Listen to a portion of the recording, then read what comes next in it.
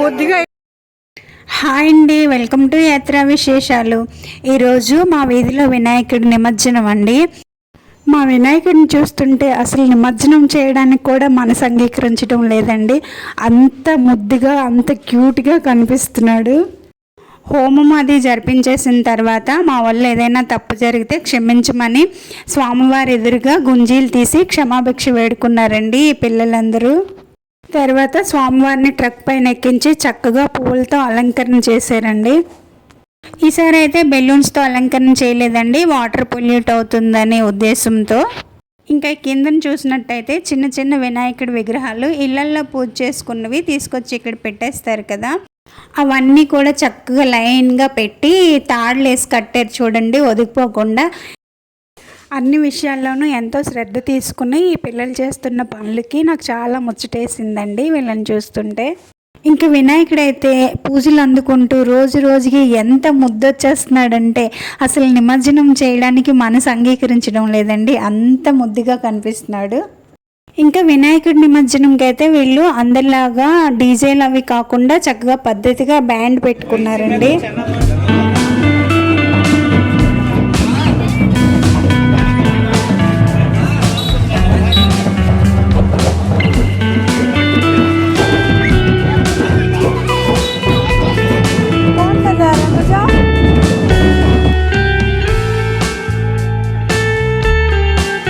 స్వామివారికి ధూపం వేసి ఆరతి ఇవ్వడానికి అన్నీ రెడీ చేసుకుంటున్నారు. ఇంకా వీధిలో వాళ్ళు కూడా ఇదే లాస్ట్ ఆరతి కదా చూడడానికి అందరూ వచ్చారండి.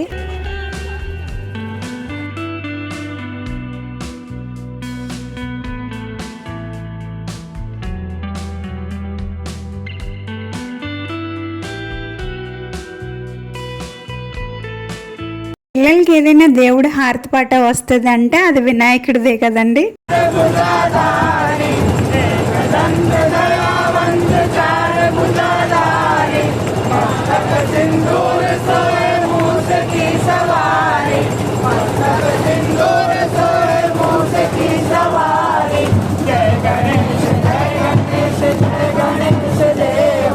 माता जाकी पार्वती पिता महादेवा, पान चढ़े फूल चढ़े और चढ़े मेवा, रणवन का भोग लगे संत करे सेवा।